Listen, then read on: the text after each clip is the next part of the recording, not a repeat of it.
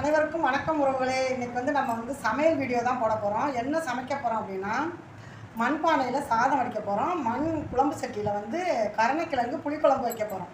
கருணைக்கிழங்குலாம் வேக வச்சு உரிச்சு வச்சுக்கிட்டேன். இப்போ நம்ம அதை எப்படி குழம்பு வைக்க போகிறோம், எப்படி சாதம் வடிக்க போகிறோம் அப்படிங்கிறத இப்போ பார்க்க போகிறோம். வாங்க இப்போ வீடியோக்குள்ளே போகலாம். கருணைக்கிழங்கும் சேப்பங்கிழங்கும் இப்போ நம்ம வேக வச்சுக்கிறோம். வேகட்டும், குழம்பு வைக்கிறது எப்படிங்கிறத உங்கள்கிட்ட நான் சொல்கிறேன்.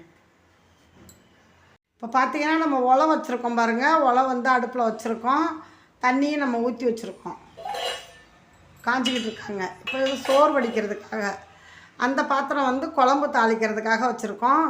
இப்போ குழம்பு எப்படி தாளிக்க போகிறோம், இங்கே உலை காஞ்சிக்கிட்டு இருக்காங்க, காயட்டும். குழம்பு எப்படி தாளிக்க போகிறோங்கிறத இப்போ நான் உங்கள்கிட்ட சொல்ல போகிறேன். இப்போ கருணைக்கிழங்கு நல்லா வேக வச்சு இது மாதிரி உரிச்சு வச்சுக்கிட்டோம். தோலியெல்லாம் எடுத்துகிட்டு உரிச்சு வச்சுக்கிட்டோம். அதுக்கப்புறம் தக்காளி அரைஞ்சி வச்சுருக்கோம். தாளிப்புக்காக தக்காளி அரைஞ்சி வச்சுருக்கோம். வெங்காயம், சின்ன வெங்காயமும் பூண்டும் வச்சுருக்கோம் பாருங்கள். இதில் பாதி பூண்டும் சின்ன வெங்காயத்தையும் நம்ம ஒரு சின்ன குழவிக்கல்ல வச்சு நம்ம தட்டிக்கிடுவோம். அப்போ தான் நம்மளுக்கு தாளிக்கும் போது நல்லா வாசமாக இருக்கும்.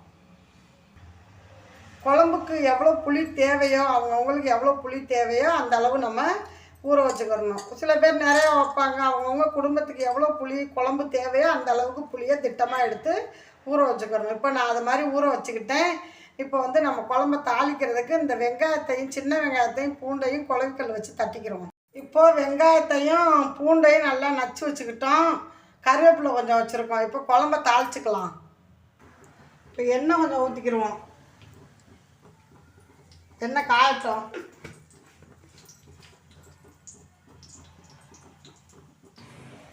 இப்போ 2-3 கடுகு உளுந்தம் பருப்பு போட்டுக்கிடுவோம். போட்டுக்கிட்டு நம்ம வெந்தயம் நிறையா சேர்த்துக்கலாம். வெந்தயம் இந்த வெயில் காலத்துக்கு ரொம்பவே குளிர்ச்சியானது வெந்தயம். வெந்தயம் ரொம்பவே உடம்புக்கு நல்லது. குளுமை அதிக உஷ்ணம் சூடு இருக்கிற உடம்புக்காரவங்க வெந்தயம் அதிகமாக சேர்த்துக்கலாம். இப்போ நான் குழம்புல வெந்தயம் நிறையா சேர்த்துக்கிறேன் பாருங்கள். நம்ம குழம்புக்கு ரொம்பவே நல்லா இருக்கும். கருணைக்கிழங்கு புளிக்குழம்புக்கு ரொம்ப சூப்பராக இருக்கும் நம்ம சாப்பிட்றதுக்கு. இப்போ நான் வெந்தயம் போட்டுக்கிட்டேன். இப்போ நல்லா கடுகு வெந்தயம்லாம் பொரிஞ்சுக்கிட்டு இருக்காங்க பாருங்க.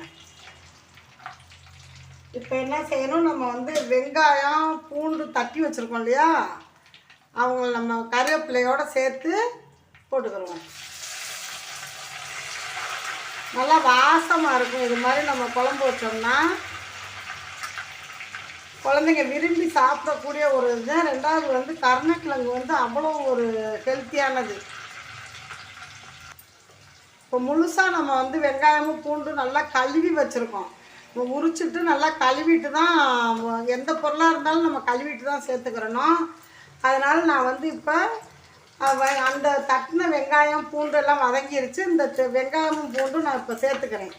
இது வெஞ்சனத்துக்கு நம்ம தொட்டுக்கிறதுக்கு நல்லாயிருக்கும். அதுக்காக இப்படி சேர்த்து குழம்பு வச்சோம்னா ரொம்பவே வாசமாக இருக்கும்.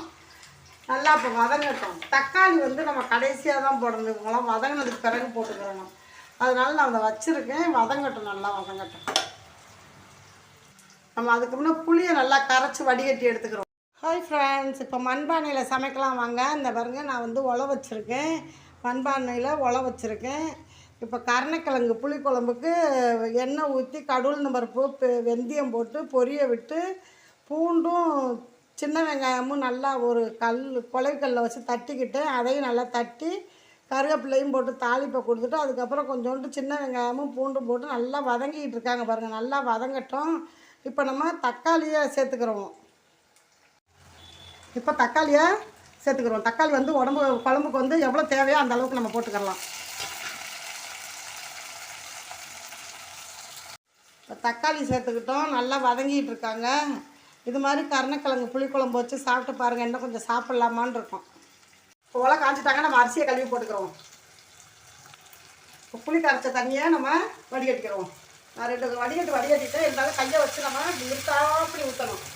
இருத்த மாதிரி ஊற்றினோம்னா நம்மளுக்கு இந்த வேஸ்ட்லாம் இருக்கிறது கொதுக்கெல்லாம் வந்துடும். அதுக்காக இப்போ அரிசியை போட்டுருந்தேன். நாங்கள் சாதத்துக்கு உப்பு போட்டு தான் வடிப்போம். அதுக்காக நான் உப்பு சேர்க்குறேன்.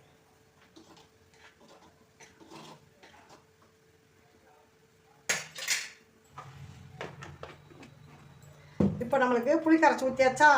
குழம்புக்கு வந்து நம்ம குழம்புத்தூள் வந்து நான் ஒரு 3 ஸ்பூன் போட்டுக்கிறேன். 3 ஸ்பூன் குழம்புத்தூள் போட்டுக்கிறேன்.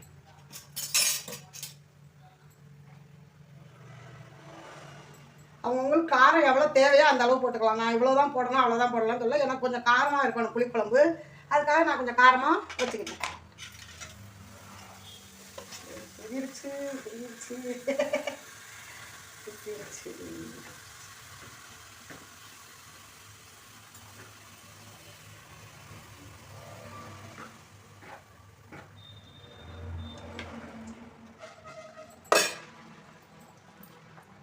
உப்பு போட்டுக்கிறோம்.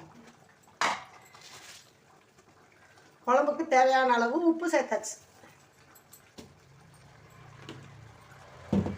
இன்னொரு கொதி வரட்டும். நம்ம கிழங்கு அப்புறம் தான் போடணும். நல்லா கொதிக்கட்டும். இப்போ நல்லா கொதிக்கிறாங்க. குழம்பு வந்து நல்லா சுண்டாக கொதிச்சிருச்சு. எண்ணெய் பிரிஞ்சு வந்துக்கிட்டு இருக்கு.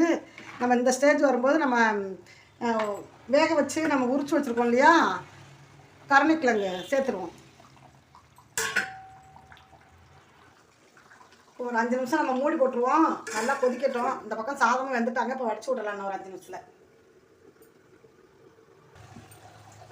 இப்போ குழம்பு பாருங்கள் எவ்வளோ சூப்பராக நம்மளுக்கு வாசம் எப்படி வருது பாருங்கள். தலை தலை தலை தலைன்னு.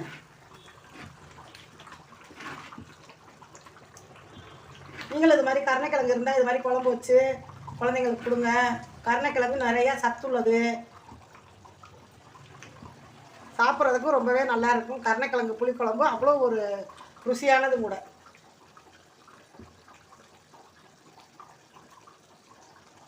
மண் பாத்திரத்தில் சமைக்கிறது என்ன ஒரு ஸ்பெஷல்னா, நம்ம அடுப்பை ஆஃப் பண்ணாலும் அந்த பாத்திரத்தோட சூட்லேயே பாருங்கள் எப்படி கொதிச்சுக்கிட்டு இருக்குன்னு. ஒரு 2-3 செகண்ட், ஒரு 2-3 நிமிஷத்துக்கு இதே மாதிரி கொதிக்க ஆரம்பிக்கும். அதுக்காக தான் மண் பாத்திரத்தோட ஒரு ஸ்பெஷலே அதுதான். சாதமும் வெந்துருச்சு பாருங்கள். நம்ம அடுப்பை ஆஃப் பண்ணிட்டோம். இருந்தாலும் அந்த சூட்லேயே பாருங்கள் எப்படி இருக்குன்ட்டு. இப்போ நம்மளுக்கு சாதம் வடிக்கிற பக்குவத்துக்கு வெந்துருச்சு. மண்பானை சமையல் வந்து அவ்வளோ சூப்பராக இருக்கும், வாசமாக இருக்கும் சாப்பிட்றதுக்கு. நீங்களும் வந்து மண்பானையில் சமைச்சு குழந்தைங்களுக்கு கொடுத்து பாருங்கள், ருசியாக இருக்கும். கேட்டு கேட்டு வாங்கி சாப்பிடுவாங்க சாதமும். இப்போ நம்ம வெந்துருச்சு. சாதம் வந்து நம்ம வெந்துருச்சான்னு பார்க்குறதுக்கு இப்போ நசுக்குவோம் இல்லையா, வெந்துருச்சு. இப்போ நம்ம வடிச்சு விட போகிறோம். வாங்க சாதத்தை வடிச்சுக்கலாம். குழம்பு வச்சாச்சு, சாப்பிட்லாம் வாங்க ஃப்ரெண்ட்ஸ். இப்போ சாதமும் வடித்து தண்ணியை வடிஞ்சிருச்சு. இப்போ நம்ம நிமித்திக்கலாம் வாங்க ஃப்ரெண்ட்ஸ், சாப்பிட்லாம். கஞ்சியெல்லாம் நல்லா வடிஞ்சிட்டாங்க. மண்பானையில் சாதம் வடித்து சாப்பிட்றது அவ்வளோ ஒரு நல்லது. அதனால தான் நான் மண்பானையில் வடிச்சிருக்கேன். இப்போ பாருங்கள் நம்ம சூப்பராக மண்பானையில் சாதம் வடிச்சிட்டோம் பாருங்கள். சாதம் சூப்பராக வெந்துட்டாங்க. நான் வந்து எனக்கு கொஞ்சோண்டு 1 டம்ளர் அரிசி தான் போட்டு வடிச்சிருக்கேன். அதனால் நீங்கள் பெரிய பாத்திரத்தில் வேணால் வடித்து அவங்கவுங்க குடும்பத்துக்கு எவ்வளோ தேவையோ அந்தளவு போட்டு வடித்து சாப்பிட்டுக்கலாம் நீங்கள். இப்போ சாதம் சுட சுட இருக்குது பாருங்கள். சுட சுட சாதத்துக்கு இந்த கருணைக்கிழங்கு புளிக்குழம்பை நம்ம ஊற்றி சாப்பிடும்போது உடம்புக்கும் ரொம்பவே நல்லது. குழம்பு நல்லா சுவையாக இருக்கும். நல்லெண்ணெயெல்லாம் ஊற்றி நம்ம தாளிச்சிருக்கிறதுனால அந்த வாசத்துலேயே சின்ன குழந்தைங்க விரும்பி சாப்பிடுவாங்க. இந்த கருணைக்கிழங்கு புளிக்குழம்பு வந்து எல்லோரும் சாப்பிடக்கூடிய ஒரு குழம்பு தான். இப்போ நான் அதனால் நான் சாப்பாடு போட்டு கருணைக்கிழங்கு குழம்பு ஊற்றி நான் சாப்பிட போகிறேன். வாங்க ஃப்ரெண்ட்ஸ், எல்லோரும் சாப்பிட்லாம். இந்த சாப்பாடு வந்து சின்ன குழந்தையிலேருந்து பெரியவங்கலேருந்து விரும்பி சாப்பிடக்கூடிய ஒரு சாப்பாடு தான். நீங்களும் இது மாதிரி செஞ்சு உங்கள் குழந்தைங்களுக்கு கொடுங்க, சாப்பிட சொல்லுங்கள். ஓகே ஃப்ரெண்ட்ஸ், இந்த வீடியோ பிடிச்சிருந்தால் லைக் பண்ணி, ஷேர் பண்ணி, சப்ஸ்கிரைப் பண்ணுங்கள். மீண்டும் அடுத்த வீடியோவில் சந்திப்போம்.